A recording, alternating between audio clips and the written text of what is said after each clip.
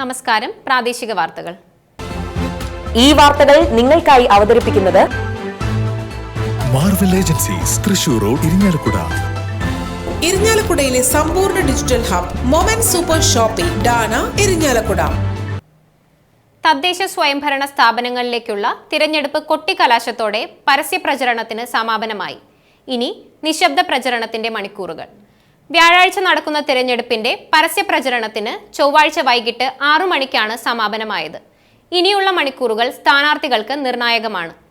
വ്യക്തിബന്ധങ്ങളിലൂന്നിയും നേരിൽ കണ്ടും വോട്ട് ഉറപ്പിക്കാനുള്ള തീവ്ര ശ്രമത്തിലാണ് സ്ഥാനാർത്ഥികൾ. ശബരിമല സ്വർണ്ണപ്പാളി മുതൽ കരുവന്നൂർ ITU ബാങ്കുകൾ വരെ ചർച്ചയായ തിരഞ്ഞെടുപ്പിൽ റോഡുകളുടെ തകർച്ചയും വികസന മുരടിപ്പും മുന്നണികൾ ഉയർത്തി. ഇരിങ്ങാലക്കുട നഗരസഭയിൽ LDF BJP കൂട്ടുകെട്ട് വികസന പ്രവർത്തനങ്ങളെ അട്ടിമറിച്ചുവെന്നാരോപിച്ചായിരുന്നു UDF പ്രചാരണം. എന്നാൽ UDF LDF സ്റ്റിയറിംഗ് കമ്മിറ്റി ഭരണമായിരുന്നുവെന്നാരോപിച്ചാണ് BJP പ്രതിരോധം തീർത്തത്. ഉന്നത വിദ്യാഭ്യാസ സാമൂഹ്യ നീതി വകുപ്പ് മന്ത്രി ഡോക്ടർ R. ബിന്ദു നടത്തിയ വികസന പ്രവർത്തനങ്ങൾ ചൂണ്ടിക്കാണിച്ചായിരുന്നു LDF പ്രചാരണം. ചൊവ്വാഴ്ച വൈകിട്ട് 6-ന് BJP പ്രവർത്തകർ ബസ് സ്റ്റാൻഡ് പരിസരം കേന്ദ്രീകരിച്ചായിരുന്നു കൊട്ടിക്കലാശം. UDF പ്രവർത്തകർ ഠാണ കേന്ദ്രീകരിച്ച് കൊട്ടിക്കലാശത്തിനെത്തിയപ്പോൾ LDF വാർഡുകൾ കേന്ദ്രീകരിച്ചായിരുന്നു പരസ്യപ്രചരണത്തിന് സമാപനം കുറിച്ചത്.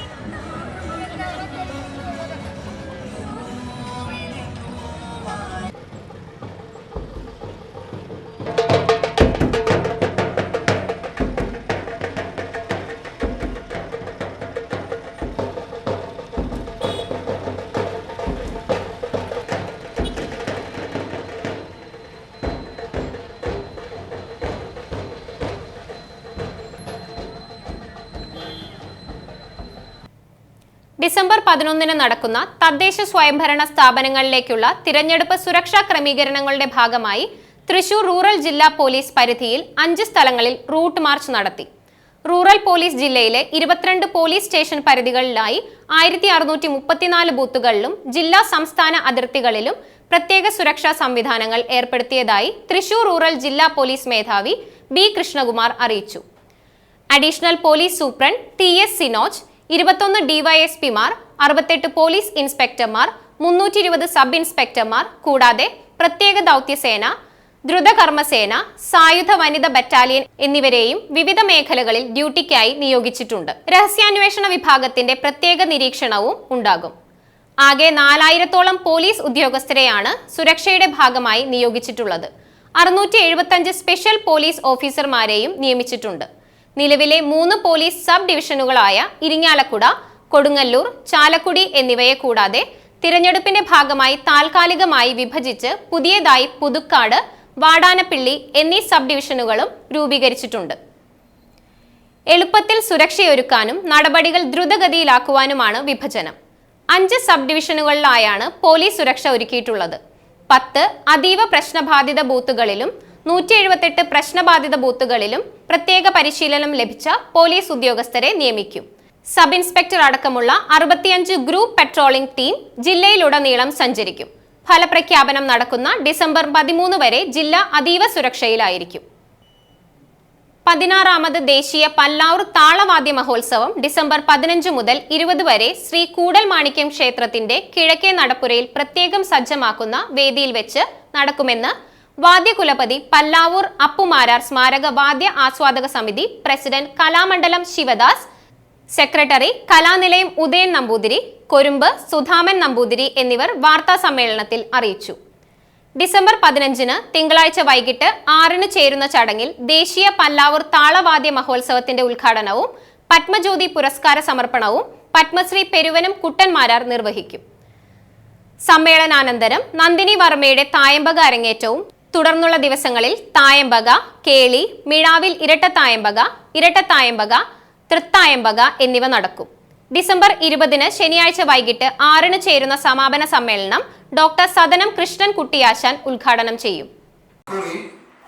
പ്രഗത്ഭ ചലച്ചിത്ര നടിയും നർത്തകിയുമായിരുന്ന തിരുവിതാംകൂർ സിസ്റ്റേഴ്സിൽ ഒരാളായ വലിയ മെഗാ സ്റ്റാറായിരുന്ന പത്മിനിയുടെ പേരിലുള്ള പുരസ്കാരം, പത്മജ്യോതി പുരസ്കാരം, അതിന് അർഹയായിട്ടുള്ളതും അതിനായി ഞങ്ങൾ തിരഞ്ഞെടുത്തതും ശ്രീമതി ചിത്രാ വിശ്വേശ്വരനാണ്. അവർക്കാണ് ഈ പുരസ്കാരം ഇക്കുറി കൊടുക്കുന്നത്. അപ്പൊ ചിത്രാ വിശ്വേശ്വരനാണ് ഇക്കുറി പത്മജ്യോതി പുരസ്കാരത്തിൽ ഒരെണ്ണം കൊടുക്കുന്നത്. അതിലെ പ്രധാന അവാർഡായിട്ട് വരും.